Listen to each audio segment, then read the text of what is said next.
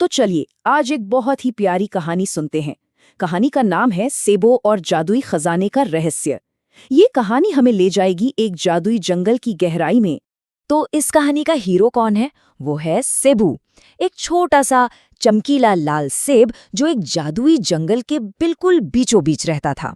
अब देखिए, सेबू कोई आम सेब नहीं था, नहीं नहीं, उसके अंदर ना कुछ बहुत बड़ा करने की एक आग थी। कहानी शुरू होती है एक बहुत ही खूबसूरत सुबह से। सोचिए, जंगल में सूरज की हल्की हल्की किरणें पेड़ों के पत्तों से छनकर नीचे आ रही हैं, और तभी सेबू की नजर पड़ती है दूर एक पहाड़ी पर, जहां एक अजीब सी सुनहरी चमक दिखाई दे रही थी। बस यहीं से उसका एडवेंचर शुरू हो जाता है। लेकिन रुकिए, सेबू इस सफर पर अकेला नहीं जाने वाला। अरे नहीं, जैसे ही वो उस चमक के बारे में सोच ही रहा होता है, उसके दोस्त भी इस खोज में शामिल होने के लिए वहां पहुंच जाते हैं। और सबसे पहले कौन आता है? बनाना भाई, जो हमेशा एनर्जी से भरपूर रहता है।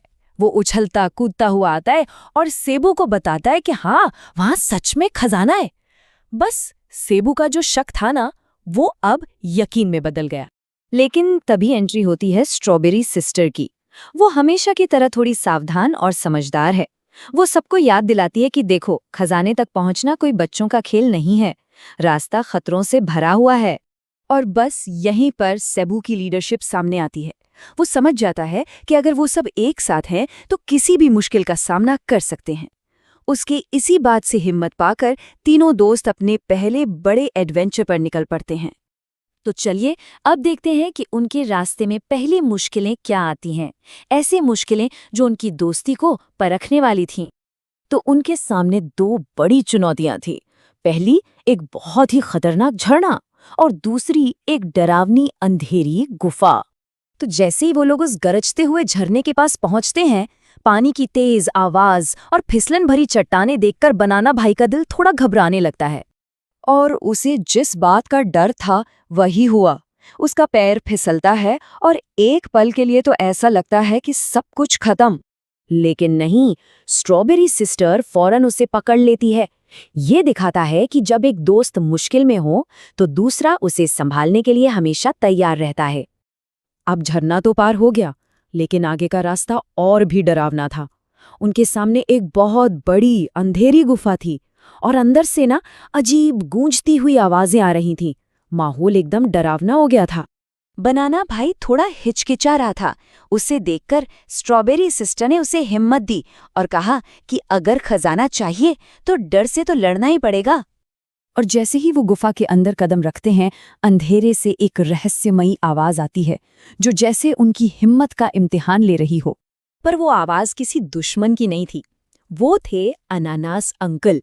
वो मुस्कुराते हुए बाहर आते हैं और बताते हैं कि वो तो बस उनकी हिम्मत को परख रहे थे, क्योंकि असली खजाना पाने के लिए दिल का मजबूत होना बहुत जरूरी है। तो अब आता है कहानी का सबसे दिलचस्प हिस्सा कि आखिर उन्हें गुफा के अंदर मिला क्या।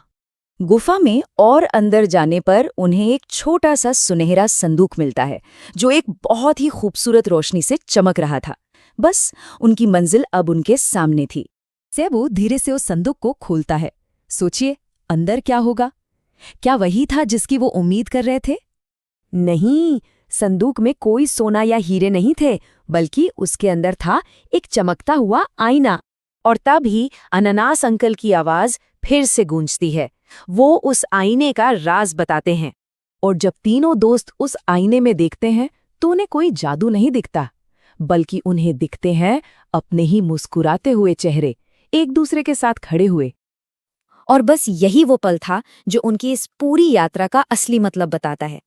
तो उन्होंने सीखा कि असली खजाना कोई चीज नहीं होती, असली खजाना तो है उनकी दोस्ती, उनकी हिम्मत और हर मुश्किल में एक दूसरे का साथ देने का जज्बा। जैसे ही वो गुफा से बाहर आते हैं, सेबू को दूर एक और नई चमक दिखाई देती है। वो मुस्कुराता है और अपने दोस्तों से कहता है कि उनका एडवेंचर अभी खत्म नहीं हुआ, ये तो बस एक नई शुरुआत है। तो ये कहानी हमें एक बहुत ही जरूरी सवाल के साथ छोड़ जाती है कि आखिर जिंदगी का सबसे बड़ा खजाना है क्या।